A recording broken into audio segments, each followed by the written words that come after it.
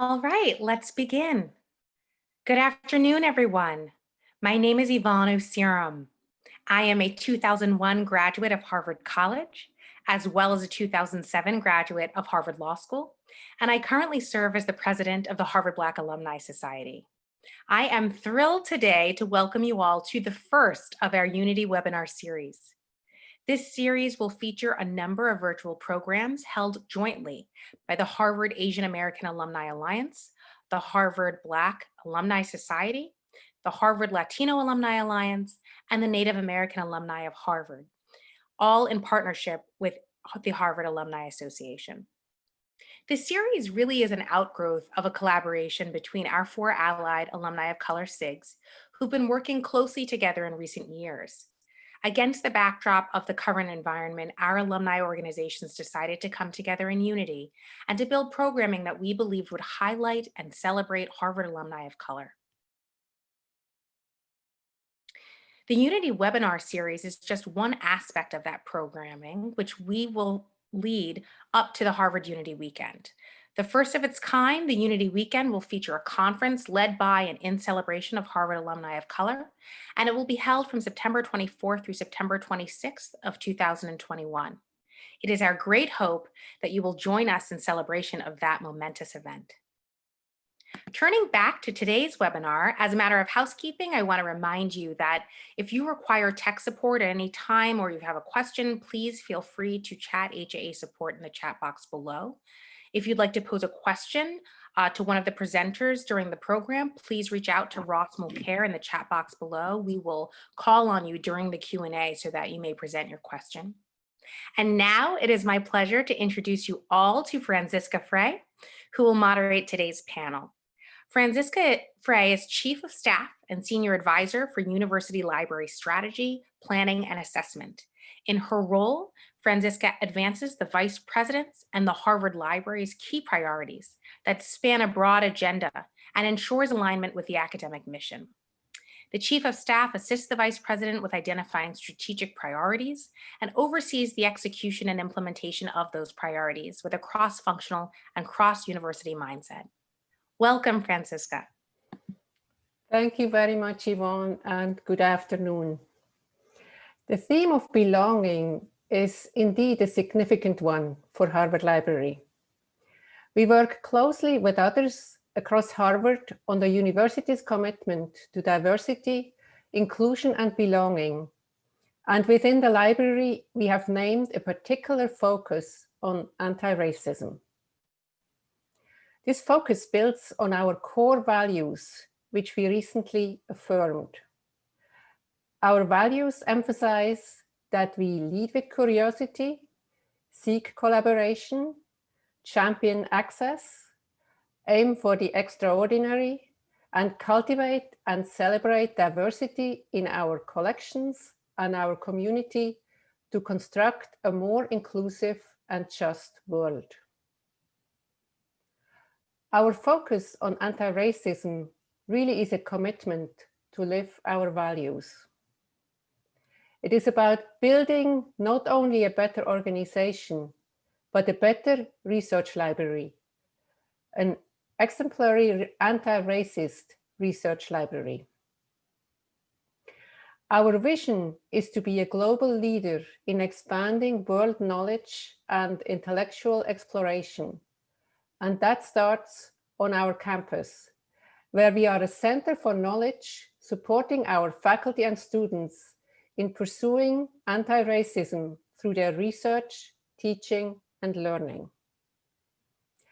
Our anti-racism work will continue a strong record of diversity initiatives, ranging from a learning journey for staff and a focus on employee recruitment and retention, to targeted collection development and the design of inclusive spaces. Our commitment to anti-racism is a commitment to addressing other forms of discrimination as well, such as those based on gender, sexuality, religion, or ability. It really is about belonging. It is now my pleasure to introduce our speakers, Jahan Sinclair, Ross Mulcair, and Olivier Mondecu-Hart. Jahan Sinclair is the newly appointed anti-Black racism project librarian and archivist. Her work highlights diverse archival collections and resources on anti-racism across the university. Ross Mulcair is archivist for outreach, research, instruction, and special projects. At the University Archives, where he connects students, researchers, alumni, and administrators to Harvard's long history. He's an alumnus of the Graduate School of Arts and Sciences, having received his PhD in history in 2016. And Olivia Mondecu-Hart, she's a processing archivist. She's a graduate of Smith College and Simmons University, and she has been a processing archivist at the University Archives for 6 years. These archives experts will now be sharing several materials with us today that can be viewed through the lens of belonging at Harvard. I will now turn the program over to Ross Mulcair. Thanks, Francisca, and thank you especially to Yvonne for the introduction and framing comments as well. And thank you all for joining us. We're really excited to share some stories from the archives with you.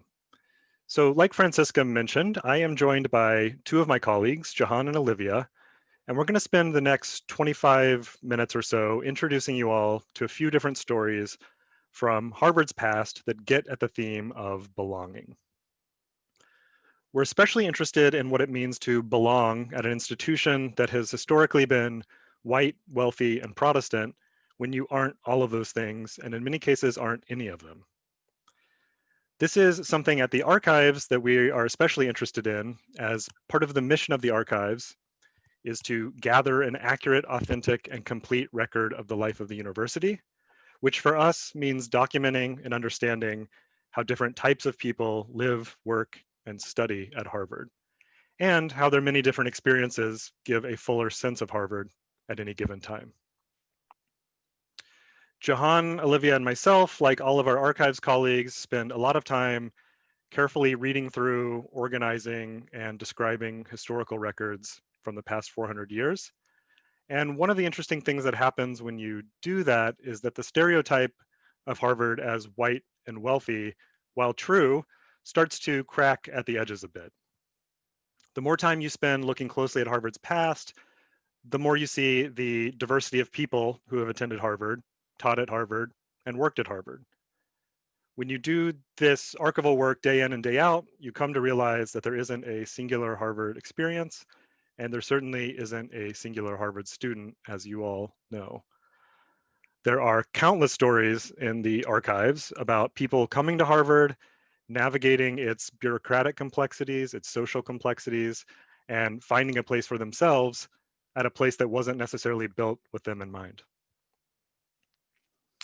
In other words, these stories of belonging, even if that sense of belonging is complicated, and even if finding that sense of belonging is challenging, these remain stories about belonging. That is the core principle here.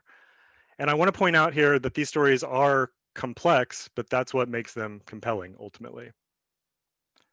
We've selected two stories out of many for this afternoon's discussion, both from the early 20th century that highlight some of the complexities of Harvard's past and get at what it means to belong at Harvard. I am going to turn it over now to Jahan and Olivia, who will be introducing to us and discussing a couple of important people and events from a century ago. We'll have plenty of time for questions and discussion at the end. Many of you sent in questions ahead of time, which is great. And if you have questions as we go along, please message them to me directly on Zoom, and we will do our best to get to everyone's questions as we go, or at the end. So Jahan and Olivia, with that being said, please take it away. Thank you so much, Ross. Let me get this PowerPoint going for you all. Here we go. Okay, so as Ross mentioned, I'm Jahan Sinclair, and the first story I'll be telling you today is that of Plinyono Wolo, who was the first Black African to graduate from Harvard. Wolo was born around 1890 in Grancis, Liberia, and was the son of the leader of the Kru ethnic group there. At a young age, he enrolled at Monrovia Seminary, which is now the College of West Africa. This was a high school in Liberia founded by Methodist Episcopal missionaries. With support from the missionary community, Wolo traveled to the United States in 1910 to attend Mount Hermon School in Northfield, Massachusetts. So, Jahan, why was the missionary community interested in sending Wolo abroad for his education? Well, part of the missionary philosophy at the time was the idea of bringing civilization to other parts of the world. This entailed, of course, spreading Christianity, but it was also providing a Western education. Based on the archive and Wolo's writings, he was a good student and had an aptitude for the English language. It's not difficult to see why missionaries would support Wolo getting an advanced Western education abroad, especially if that meant him coming back to Liberia in a leadership role that furthers missionary work. So in what year did Wolo arrive at Harvard, and what did he study once he got there? Wolo started at Harvard in 1913. He was originally interested in chemistry and agriculture, but his interest shifted towards theology and education. He was very intent on using his education to help his community in Liberia.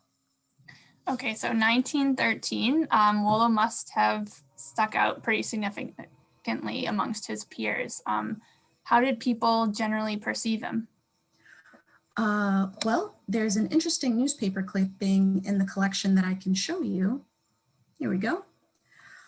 So as you can see, it has the sensational headline, "Boy Comes from Wilds of Africa to Harvard." That really illustrates how Wolo was perceived by others. People thought, wow, how unusual that somebody from a completely uncivilized tribe in Africa could make it to Harvard. But even though he was the only Black African on campus, he was still involved with student groups. He was a member of the Harvard University Christian Association, the Harvard International Polity Club, which was a group that discussed contemporary international politics through the lens of how American policy can contribute to the peace and better government of the world. And he was also elected treasurer of the Harvard Cosmopolitan Club, which I have a picture I can show you. You can see Wolo seated here on the right with his fellow club members. Wow, okay, so looking at this photograph, I'm actually struck by how much diversity there is amongst these students. So could you tell us some more about the Cosmopolitan Club? Oh, definitely. The Harvard Cosmopolitan Club was organized in 1908 to serve the needs of international students on campus. It was a chapter of a national organization and movement that started in 1903 at the University of Wisconsin. The club was a sort of support and social group for international students at the school. It helped them navigate Harvard and its resources, welcomed new students to campus and got them settled, and allowed international students to participate in social events at a time when they were unlikely to be admitted to other clubs and fraternities. Wow, that's an interesting premise for a group. Yeah, the Harvard Cosmopolitan Club was actually a very popular student group. It had low membership fees and required that at least 2/3 of all active members be of foreign birth, which meant there was often a waiting list for American-born students who wanted to join. Activities included informal talks on foreign countries, lectures from foreign dignitaries, or international entertainment nights with food and performances from other countries. So it sounds like through these clubs, Wolo was able to find some sort of community while at Harvard. Yeah, at the very least, he was involved in student groups and hopefully found a sense of belonging there. I was curious about his interactions with African Americans at the time and what that might have been like for him. There's a letter in the collection from Wolo to one of his benefactors where he talks about getting a part-time job as a waiter at the Harvard Union and Foxcroft dining halls. The full-time staff there were primarily African American at the time, and he talks about how it was actually really difficult to relate to them and how they had very little in common. Wolo was definitely homesick, and this took a toll on his physical and mental health. But he kept in touch with other crew people who were studying in the United States, and he often gave away money meant for him to these other Africans, much to the annoyance of his missionary benefactors. Okay, Jahan, so what are we looking at here? This is a letter from Harvard President A. Lawrence Lowell to Assistant United States Secretary of State William Phillips, introducing him to Wolo. The first sentence here reads, "Perhaps you remember an African student in college named Plinyono Wolo.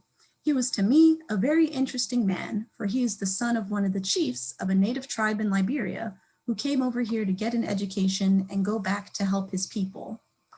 Lowell used his connections as Harvard president to get Wolo a meeting with the Assistant Secretary of State, to discuss improving relations between Americo-Liberians and the native people of Liberia.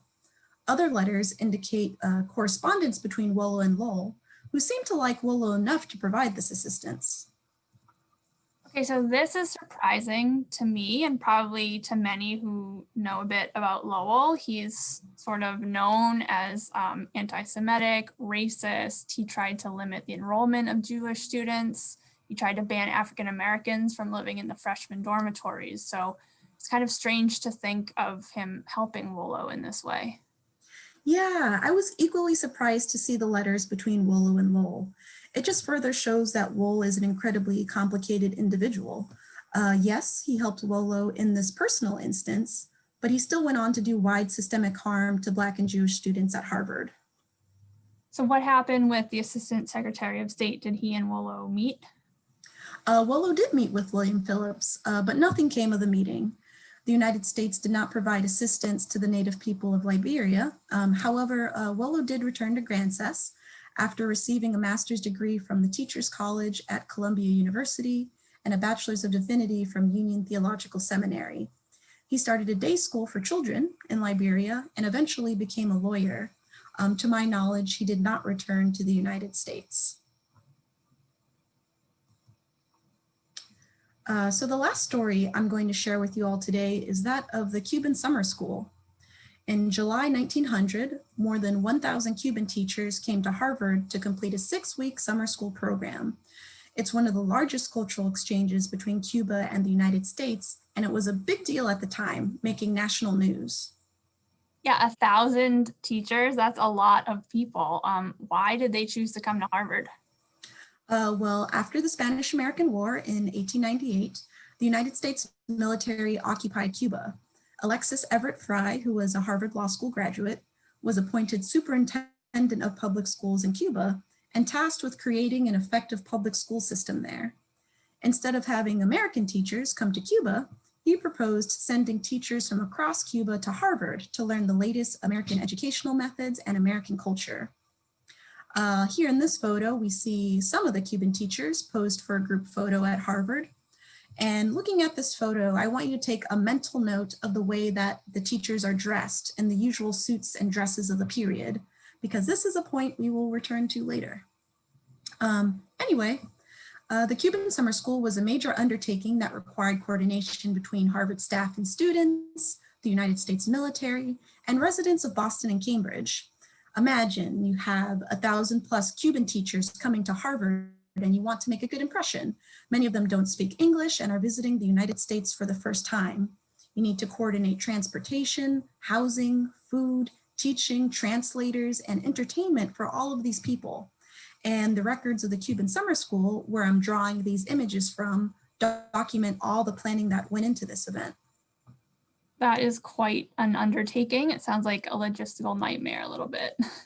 Definitely. An interesting fact is that the majority of the Cuban teachers visiting were women. So here you see women Cuban teachers aboard the Sedgwick ship on their way to the United States. When they arrived, women teachers were housed off campus in the private homes of Boston and Cambridge residents. Locals who volunteered to house the teachers were expected to meet a certain standard of living in terms of amenities and meals provided.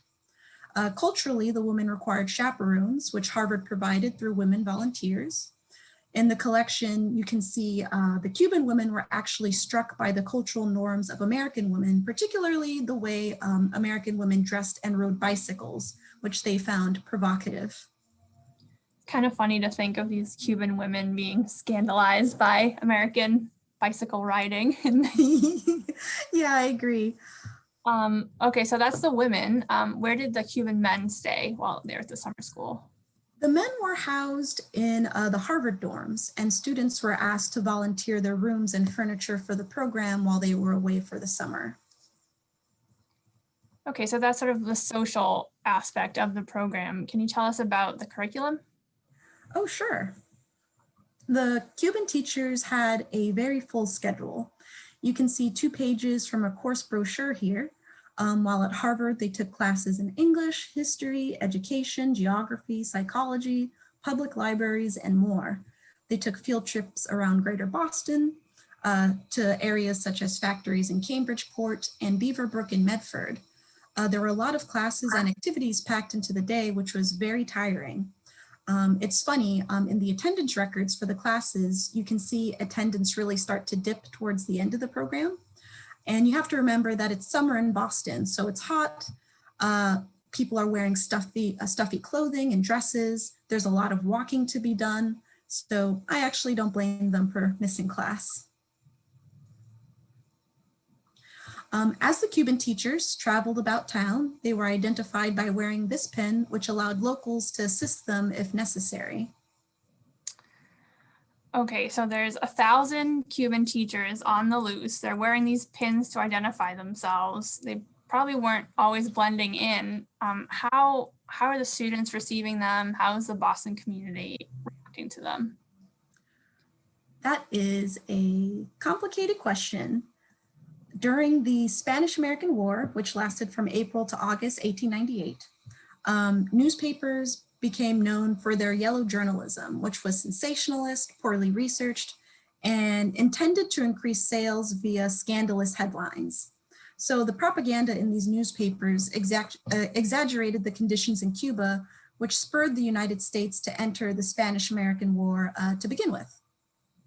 So due to propaganda like the image pictured here, Americans were generally sympathetic towards the Cubans after the war, who they believed had been violently oppressed by the Spanish. And so here you can see in this image, like the images of the starving Cuban children, which was meant to, you know, make Americans want to enter the war.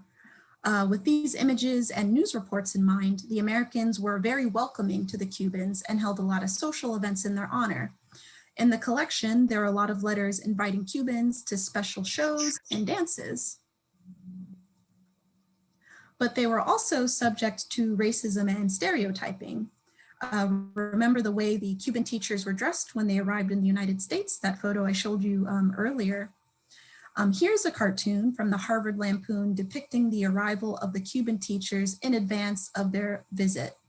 So as you can see, they're all depicted as dark-skinned peasants in tattered clothing. There's a naked child towards the bottom right with a pet spider, as if to emphasize how strange and different they are. When the Cubans arrived that summer, Americans were truly shocked by how similar they looked and dressed to them. As you know, Cuba is a very diverse place, and the Cuban teachers who arrived were all skin colors. So there are instances where people did not know how to handle the Black Cubans in the group. Should they be allowed to visit places that are normally segregated? It caused a lot of confusion. There's a journal entry from Harvard librarian William C. Lane that states that the men from Havana were of superior stock because of their whiteness. There's also an angry note from a Harvard student who did not want to share his dorm furniture for fear of race mixing. So yes, they were welcomed and they had a good experience, but I'd say they were also kept at a certain arm's length. Yeah, it sounds they were kind of welcomed on a very superficial level and still very much othered to a certain extent. Yeah, in one instance, the Cuban teachers were invited to a lawn party by a Boston socialite. The teachers took offense when they were made to stay outdoors with no chairs and little food, while the American party guests stayed inside. They felt that they had been invited to the party only and I quote, because the hostess wanted to see how they looked. And I feel like this is a moment that's a good example of how they were welcomed, but still considered outsiders. Right. So I imagine most of the Cuban teachers were Catholic. Was that an issue at all when they were coming to Boston? Well, for the Cuban teachers, it mostly wasn't an issue, but an unexpected theme I found in the collection is the tension between local Catholic societies and Protestant groups as they vied for influence over the Cuban teachers behind the scenes. So here we have a program for a concert sponsored by the Catholic Societies of Cambridge and Boston. There was an outcry from the Catholic societies when Harvard allowed a Baptist group to hold a dance for the Cuban teachers. They felt like they were trying to convert the Cubans. And you might think that they were overreacting, but there is documented evidence in the collection that a Harvard official had to stop an anti-Catholic preacher from trying to convert the Cubans. So, you know. So that's the story of the Cuban Summer School. In this photo, you can see the Harvard president, Charles Eliot, next to Alexis Everett Fry, who was the founder of the Cuban Summer School, with a group of Cuban teachers in Cambridge Common. After their 6 weeks at Harvard, the teachers toured the East Coast of the United States, even visiting President McKinley in Washington, D.C. The program was deemed so successful that another Cuban Summer School was held in 1901 with the leftover funding. This summer school was significantly smaller and focused on Cuban teachers who were already proficient in English. The summer school inspired similar programs with other countries. There was a Puerto Rican summer school in 1903 and a Chinese summer school in 1906, but neither were as large as the original Cuban summer school. So now I'll turn it over to Ross, who will tell you a contemporary story related to the Cuban summer school. Thanks, Jahan, and thanks, Olivia. And as Jahan mentioned, I sort of want to pick up and add a quick addendum to this story about the Cuban Summer School that I think you all will find interesting. And while I load my presentation, I just want to remind you that if you have questions about Plinyono Wolo, if you have questions about the Cosmopolitan Club, about the Cuban Summer School, feel free to message them directly to me in Zoom, and we will get to them after my short presentation.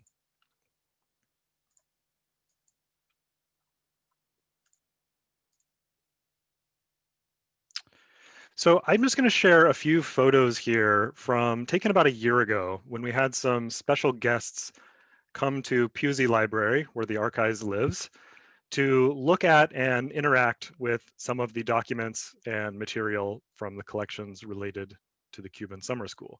So you can see there the Cuban flag and the American flag. So in this first photo taken in our conference room at the archives, you can see Jahan there on the right, and you can see me sort of in the middle in the background, and a few other staff members scattered around talking to these visitors. And this was an interesting set of visitors for us because it included a pretty big range of people. There was a scholar of Cuban history, which is not uncommon for us to have scholars, of course, in the reading room working with archival material. But then we had some more exceptional visitors. So one was a documentary filmmaker who has made a feature-length film about the Cuban Summer School, which I'm happy to link after I'm done. But what was really special is we were joined by several descendants of people who were involved in the story you just heard about, involved in the Cuban Summer School. So standing in this photo, standing at the back left in front of the red wall is a man named Michael Fry. Mike is the great grandson of Alexis Everett Fry, who, as Jahan just explained to us, was really the key player on the Harvard side of things in making the summer school, the Cuban Summer School, happen in 1900. Mike told us that he had grown up hearing about the Cuban Summer School and that the story of his great-grandfather's involvement was a really important piece of their family history. He had never seen any of these original documents before. He had never been to Cambridge. He'd never been to Harvard. So he spent a lot of time poring over the handwritten manuscript letters that are in that box behind him, kind of behind under the clock. And those handwritten letters were from his great-grandfather, Alexis Fry, to President Eliot, to General Wood, who was the sort of military governor in 1900 in Cuba. And he was able to really sort of understand his great-grandfather a little bit better. So he told us that being able to handle and engage with those originals really brought a new dimension to his family story, and he found it really moving emotionally to be able to connect with the past so directly. Similarly, here is a photograph of a man named Jorge Guitart. And like Mike Fry, Jorge is the grandson of someone involved in the Cuban Summer School, but this time from the Cuban side. So Jorge's grandmother was one of the teachers who came to Cambridge in 1900. And what he's looking at here is a roster of teachers who arrived in Boston on the 5 ships that came from Cuba. And he was able to find his grandmother's name listed there. And I think this moment in this photograph is essentially when that is happening. He was also able to find his grandmother in some of the photographs of the Cuban women, which was really exciting as well. And as you might imagine, this too was really emotional and moving. He hadn't seen any of these originals either, despite this important story being passed down through his family. And finally, I wanted to share this picture, which this is from another event held in honor of the visit of these descendants. And here in the middle, in the floral dress, is Marial Iglesias Utzet. Marial's a visiting research scholar at the Afro-Latin American Research Institute at the Hutchins Center here at Harvard. And she's a leading Cuban cultural historian. And Marial was responsible really for bringing all of us together, bringing the descendants to Cambridge and bringing the filmmaker and really connecting them to the archives.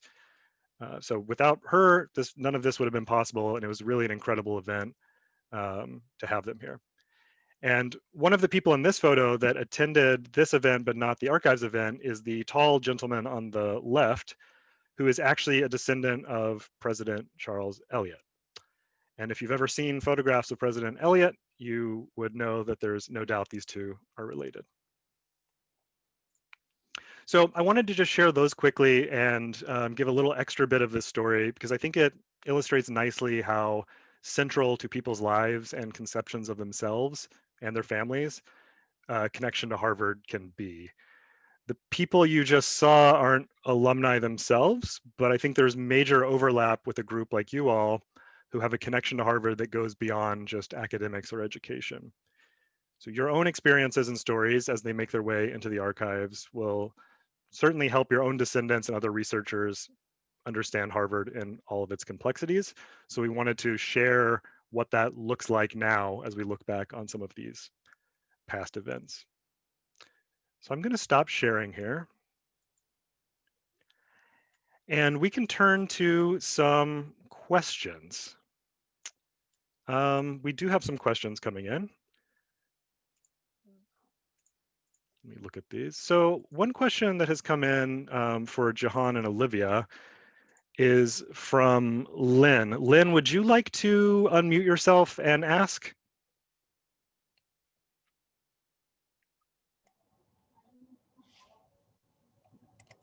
Hi. I guess I'm the Lynn that's talking. Actually, Yes. The message was sent to you. It was about translating. Is that the one? That's the one. Yeah. Okay. The question is, were there translators available to these people as they went around in the city? And what about in class? What language were, in what language were the classes taught? And did they have simultaneous translation there, et cetera? That's a great question. There were translators provided for the Cuban teachers as they went around Harvard and went into the community. And these translators were Harvard students, Radcliffe students, and members of the Boston-Cambridge community who spoke Spanish. There was like a wide call for volunteers who spoke Spanish.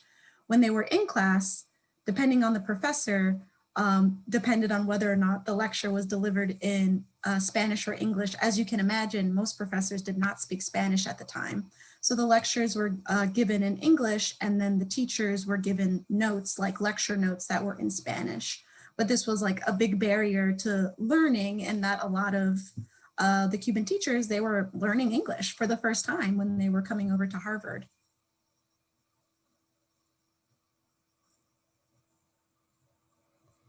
Thanks, Jahan. And I can add that the collection is really fascinating because the collection of Cuban summer school material is certainly um, fully bilingual as some of the material you saw. So it is really an interesting moment at Harvard very early to have so much documentation in Spanish. That is not super common in 1900 to find Harvard collections.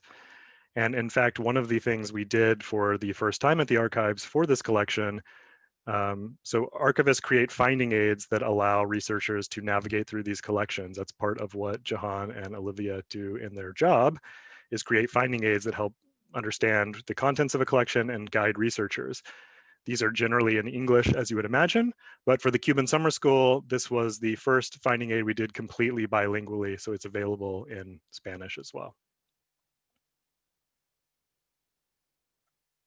I see that someone whose name is iPhone, so whoever's on their iPhone has a question about Plinyono Wolo. So please go ahead and unmute yourself if you would like and ask away.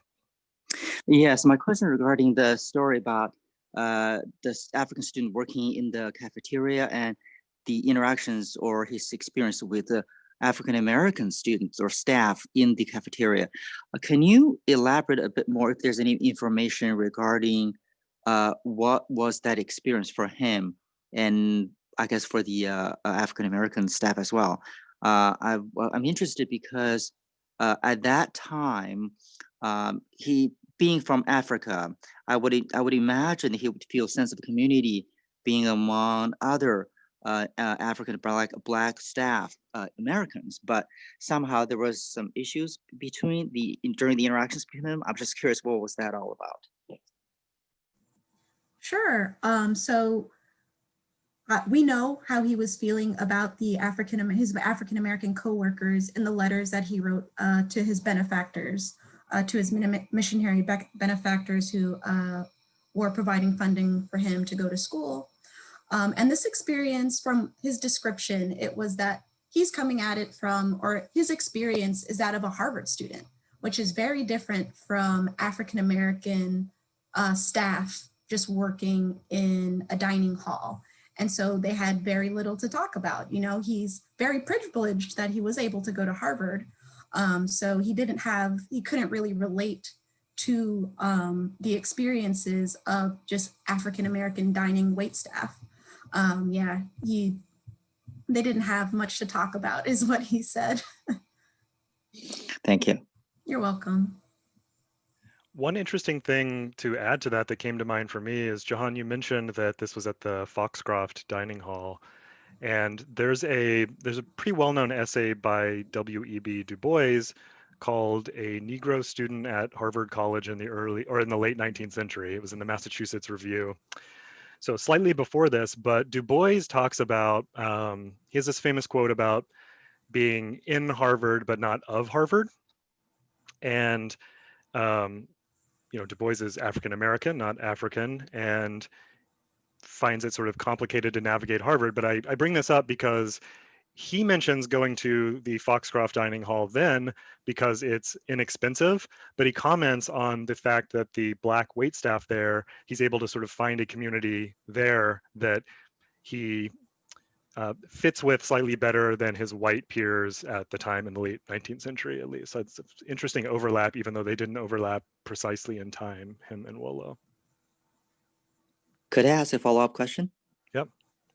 So regarding President Lowell, who actually batted on behalf of the African student and wrote a letter to make introductions, and at the same time, the president's viewpoint or policies were sort of not in support of Jewish or African American students. Can anyone elaborate a bit more on what was the president's, I guess, how should I put this?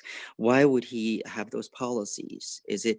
What were the reasons that he provided of either limiting or his attitude towards African American students or Black students, and compare that to he was actually quite supportive of someone from Africa? So is it a matter that it was not a matter of color that he had some prejudice against, but rather there's some other reasons or rationales, justification in his mind that he would advocate for those policies? I'll give one thought, and then Ross, maybe you can give some more background about Lowell. Sure. But from my perspective, I see it like, as we discussed, Wolo was a very unusual student at the time. So he was like the one African student or Black African student at the college. So that made him special in a way.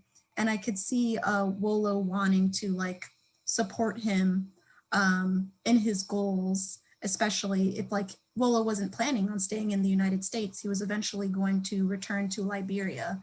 And that's kind of a pattern I see in collections that talk about the international students. It's like their presence was accepted because it was assumed that they were going to go back to their home country.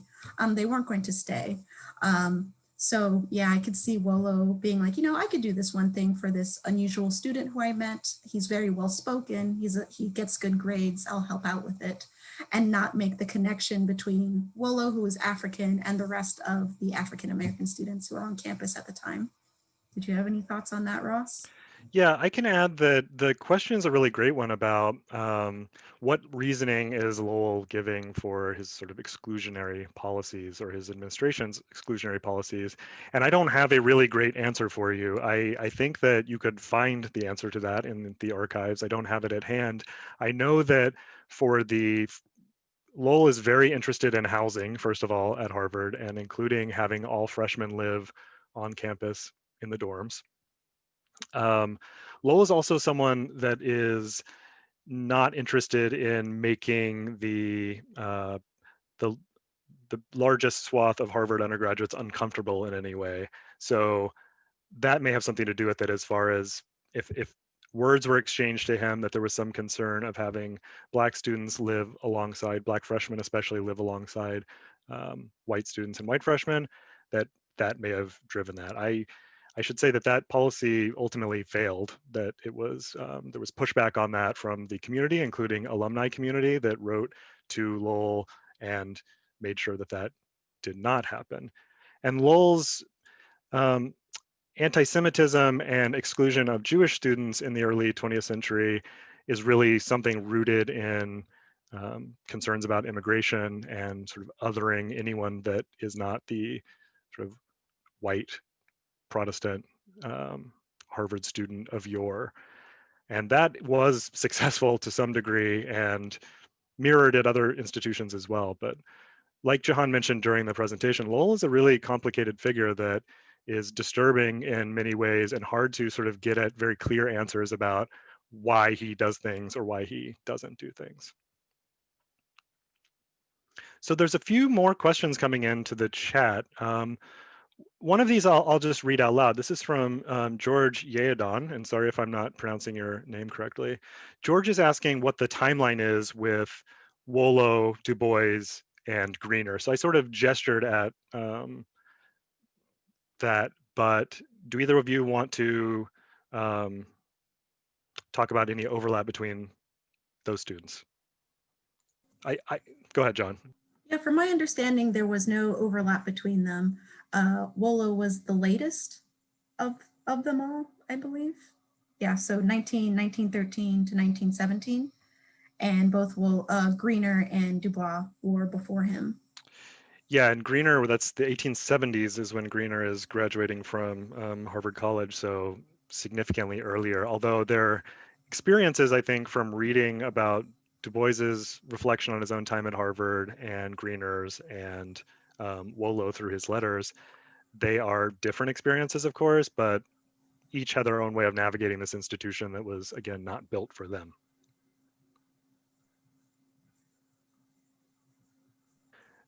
One related question that came in from Maria Cecilia Holt was about the Cosmopolitan Club. Jahan, do we know who else was in that photo of the students eating at the Foxcroft dining hall or dining club? Other students in that photo, to my knowledge, have not been identified, but we do have some of their club rosters from that period. And so a lot of the students in the club were often the sons of foreign leaders. So, you know, you get the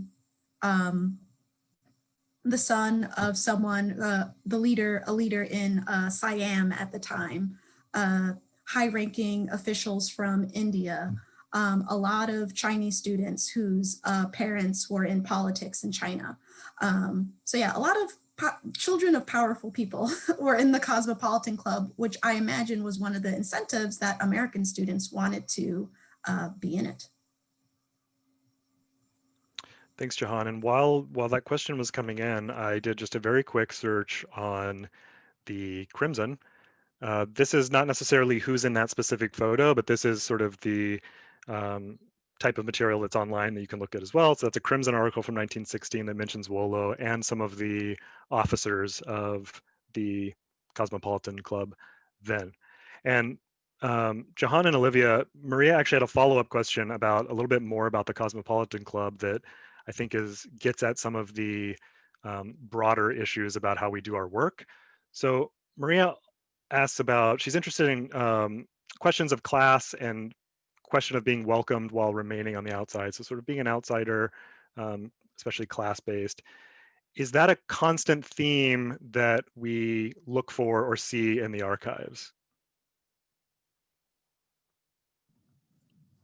I can just speak for some of the things that I work on. I wouldn't say it's constant, but as Ross has kind of said time and again, when you go through things, you can find a lot that you didn't necessarily expect. I can think of, you know, letters I've worked on from the 18th century where a student keeps writing home asking for money, and he's kind of alluding to, you know, my classmates, my friends, they have these things, I don't have these things.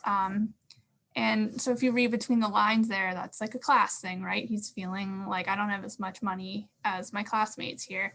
And things like that can be found everywhere. It might not always be so explicit, but I think if you can read between the lines on these nuanced things, you can find a lot of interesting things about class. Thanks, Olivia. There was a question that came in through the chat about sort of reflecting on our presentation about historical and scholarly perspectives, and how do we as archivists make these relatable for current and recent students? So how do we communicate these stories out of the archives, and how do we communicate them in the archives to researchers as well? And I have some thoughts on that, but I'd like to hear Jahan and Olivia, who have both worked on other sort of outreach events and certainly have worked with students, what your thoughts are. Yeah, of course, we'll do events like this. There are public events that the archives holds where people have a chance to come in and take a look at collections.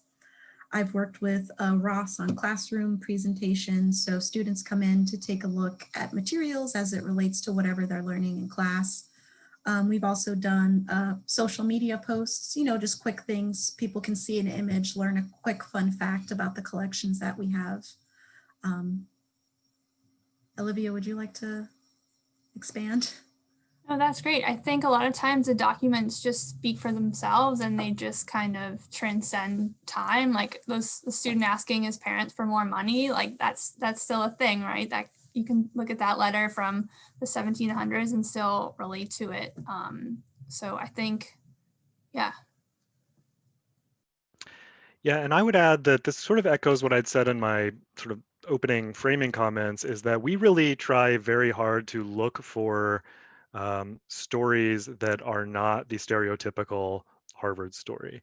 And they're surprisingly not hard to find. Again, I don't want to make it out to sound like Harvard has this legacy of diversity for its whole existence, but we are able to find stories that about people at Harvard that students now can connect with, and make sure that we pull those out when we work with students, especially in classes, so that they can see themselves in the collections and see their own Harvard experiences fitting into the archives in the future, which is always an option.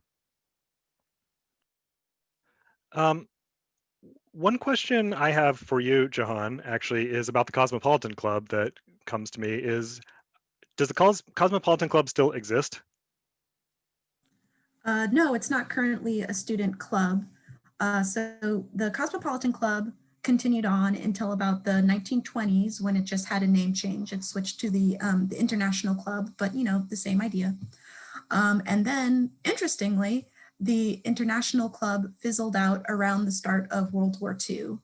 So you can imagine that students from different countries suddenly were not interested in spending time together in a club in that way, which I thought was very interesting.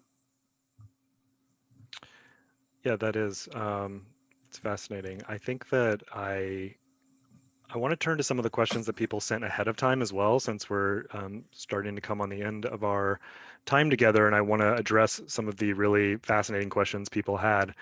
And one of them is incredible, and I don't know who asked it, but it's a really great question, which says, belonging is generally experienced internally. Is there any archival evidence of feelings of belonging in the individuals you'll be discussing? So I think, yes, clearly we were able to get at some of that, but Jahan and Olivia, can you talk a little bit about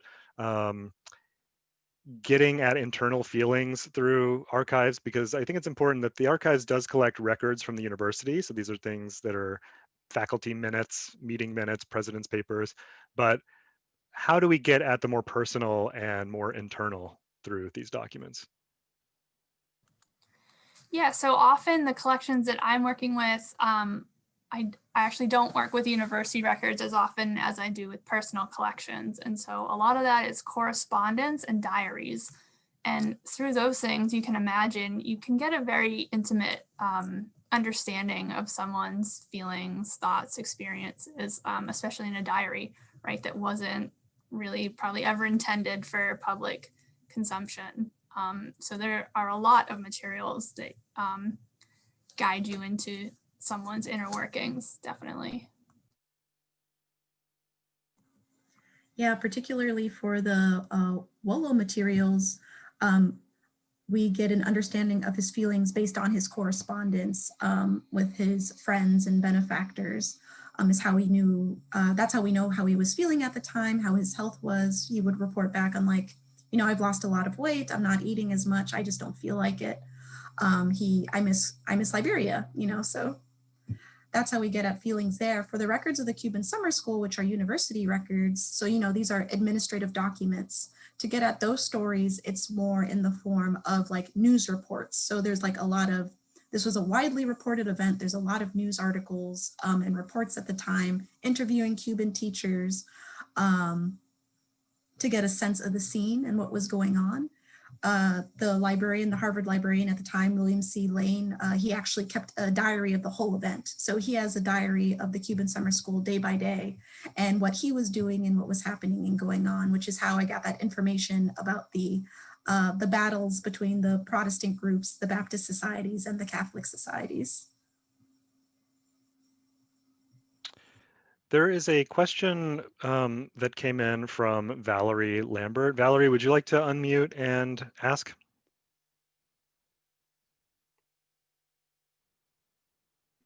Okay, am I here? You're here. Okay, great. Well, I am I got my master's and my PhD in the 1990s at Harvard.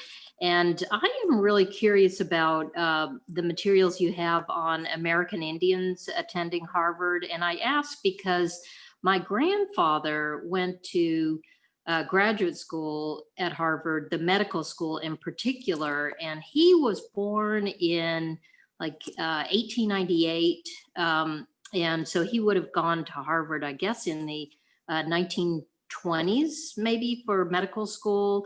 And he was born at a time when our tribe, the Choctaw Nation, was being systematically dismantled by the US government. So our collectively held lands were being privatized and allotted. So he was an original allottee, and the Bureau of Indian Affairs instructed him to stay on his allotment in where I grew up, which was Oklahoma, and just farm that allotment as they wanted Indians to do. But he had other ideas for himself, and went off to to get a medical degree at Harvard, and then to return back to be one of the few American Indian doctors for his people, which is my tribe, Choctaw Nation, and then other Indian tribes in Oklahoma. And I'm just sort of curious about that.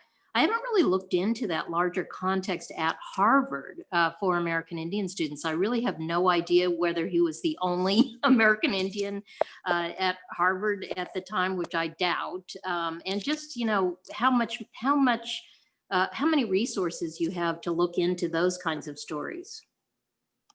Yeah, thank you, Valerie. That's a great question. And I want to add a personal aside that I am also from Oklahoma, from Tulsa. So I know many Choctaw citizens myself. Oh, you are a Choctaw citizen yourself? I am a Cherokee citizen myself, but I know many Choctaw citizens. So that's great. So I can field that question, which is, it's a really interesting thing because the situation in the Northeast, so in New England with Native people is very different than in the Southeast and in the central part of the country where the Choctaw are there in the early 20th century. Harvard's connection with Native students and Native people go back all the way to the 17th century, of course. There's the Harvard Indian College. There's the earliest graduates and attendees of Harvard in the 1660s, which is Caleb Chichetamuk, a Wampanoag student, Joel Iacoombs, another student. That is very well documented. We have great documentation from the 17th century.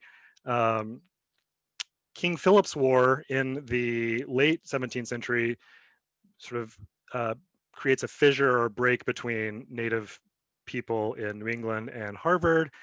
And it almost disappears from the archives until the 1970s when you have the American Indian movement and you have the establishment at Dartmouth and then later at Harvard of Native American programs for students. That we start to ramp up and have more documentation, but there's this huge gap actually of really significant documentation about Native students. So that's not a very satisfactory answer for you, but it's actually one that I would be very interested in myself. That period is really important, as you state, for Native people across the United States. And there's all kinds of legal things happening that I'm sure Harvard people are involved in.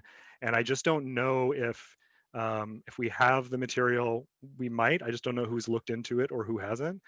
And for your grandfather that was at the medical school, I should mention that Countway Library at the medical school has their own archives as well. So some of those records may be there as far as figuring out, where Native students were or were not. So again, not a super satisfactory answer, but one that really I'm hoping people do more research on for this big 200-year gap where, like you, I'm confident there are Native students at Harvard. Their stories are, they have not surfaced quite as much as the 17th century or the late 20th.